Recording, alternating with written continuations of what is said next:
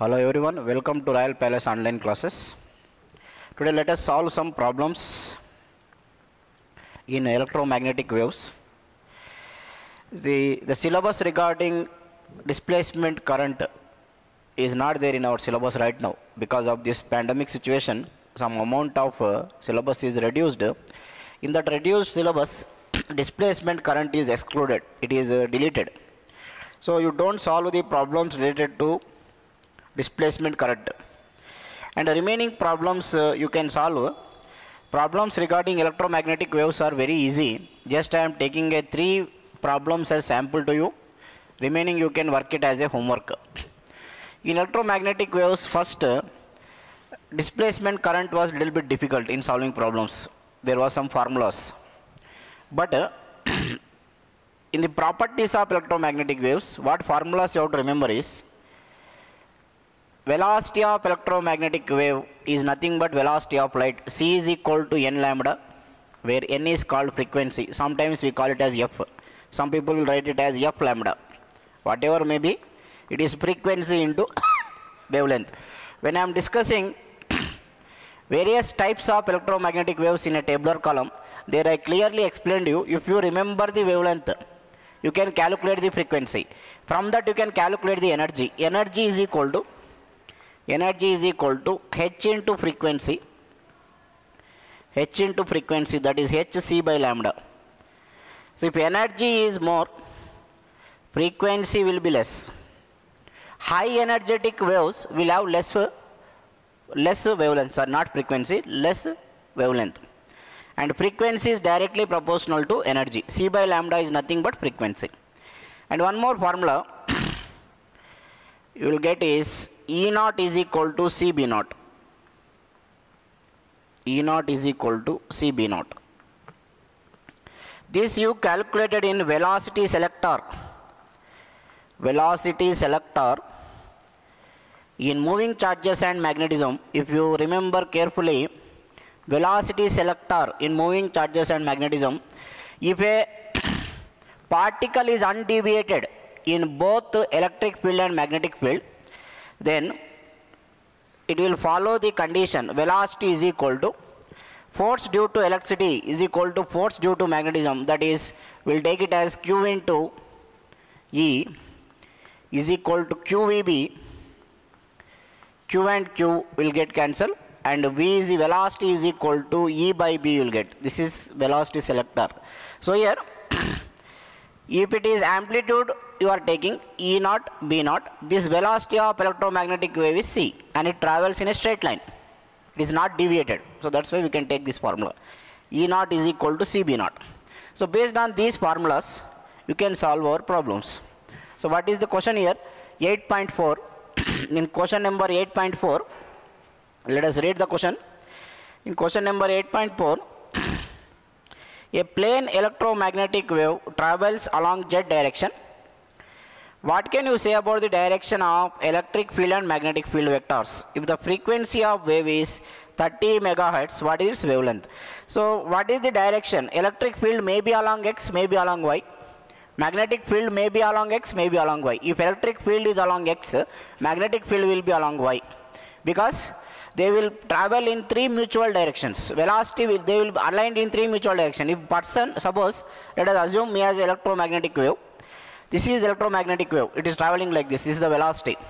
This will be magnetic field. This will be electric field. Understood? Suppose the person, let us take that this is the electromagnetic wave traveling in this direction. This is electric field. This is magnetic field. All the 3 are mutually perpendicular. So you can write answer: electric field may be along x or y, magnetic field may be along x or y. The thing is, they should be mutually perpendicular. And next question. Here is asking wavelength here. He has given the frequency, he is asking the wavelength. So how to solve this wavelength? How to solve the wavelength here?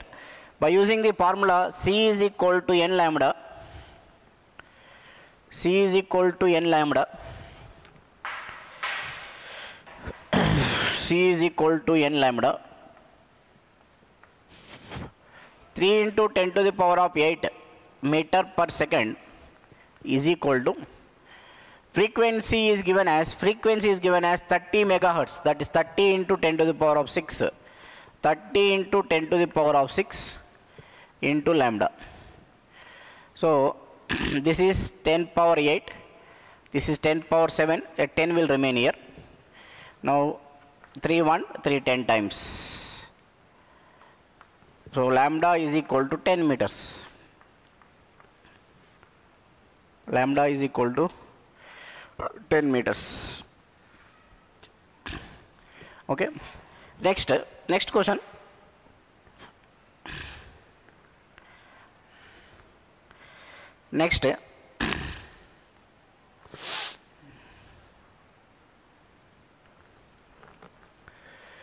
Next question number 8.5. A radio can tune in a station with a frequency range of 7.5 to 12 megahertz. What is its corresponding wavelength band?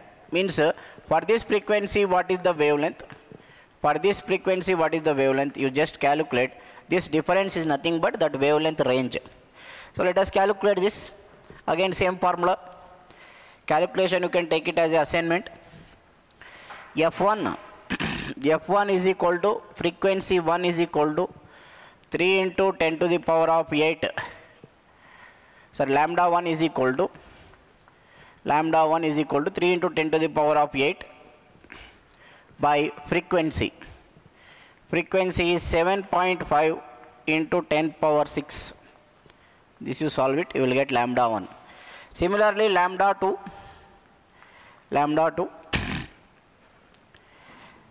3 into 10 to the power of 8 divided by 12 into 10 power 6. We just calculate this.